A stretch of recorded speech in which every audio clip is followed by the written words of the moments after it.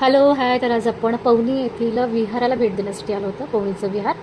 तर बघा हे आहे पवनीचं विहार. पवनीचं विहार म्हटल्यापेक्षा हे एंट्रन्स आहे, जिथून आपण एंट्री करतो ना तिथलं आहे. तर बघा हे स्टॅच्यू आहे बुद्धाचा, आणि दिसते ना सुजाता, ही सुजाता आहे जी बुद्धाला खीर देताना आहे. आणि हे तिथलं आहे विहार.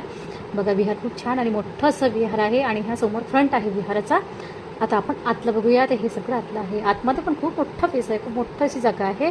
आणि हे सगळं दिसत आहे ना, हे बुद्धाचा स्टॅच्यू आहे. मध्ये जो दिसत आहे तो बुद्धाचा स्टॅच्यू आहे. वर पण छान असं डिझाईन केलेलं आहे. आणि बघा आपण हे सगळं आता बुद्धाचा स्टॅच्यू, त्याच्यानंतर ही सगळी जागा, हे सगळं आपण बघूया. ह्या सगळ्या दिसत आहेत ना, ह्या सगळ्या माझ्या मैत्रिणी आहेत. सगळ्या बसलेल्या आहे, कोणी येत आहे.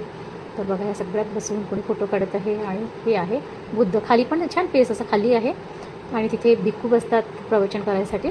तर हे भिक्खूची जागा आहे. आणि ही स्टॅच्यू आहे बुद्ध बाबासाहेबांचा स्टॅच्यू दिसत आहे. आणि या साईडनी ना, त्या इकडल्या साईडनी सुद्धा एक स्टॅच्यू आहे, तो पण छान असा स्टॅच्यू आहे. सगळं खूप सुंदर असं विहार तिथे आहे. खूप शांत वाटते तिथं गेल्यानंतर. आणि हे जे आहेत ना, हे जुनं विहार होतं. आणि हा सगळं निसर्गरम्य असं वातावरण आहे तिथलं. सगळीकडे हिरवं हिरवंगार असं वातावरण आहे पूर्ण. बघा ह्या सगळ्या मैत्रिणी चालत आहे. आणि हे खूप जे साईडनी दिसत आहे ना, ते सुद्धा विहारच होतं. तर असं हे विहार. आणि आमच्या मैत्रिणीचा वाढदिवससुद्धा होता, आम्ही तिथे वाढदिवस साजरा केला. आणि हे सगळं तिथलंच आहे. हे सगळं जे काही आहे ना, हे आपण सगळं तिथलं बघत आहोत. आणि बघा कसं छान झाडं वगैरे आहेत, अशोकाची झाडं आहेत. त्याच्यानंतर हे असं गोल गोल सिमेंटचं केलेलं आहे. तिथे छान असे झाडं वगैरे आहे ते. आणि ही आहे पवनी नदी, नाही ही वैनगंगा नदी आहे, हिला वैनगंगा नदी म्हणते. आणि बघा हिचं पात्र बघा किती छान आहे, मोठं असं पात्र आहे. वर छान निळं आकाश दिसत आहे, खाली मोठी अशी नदी वाहत आणि दिसत आहे.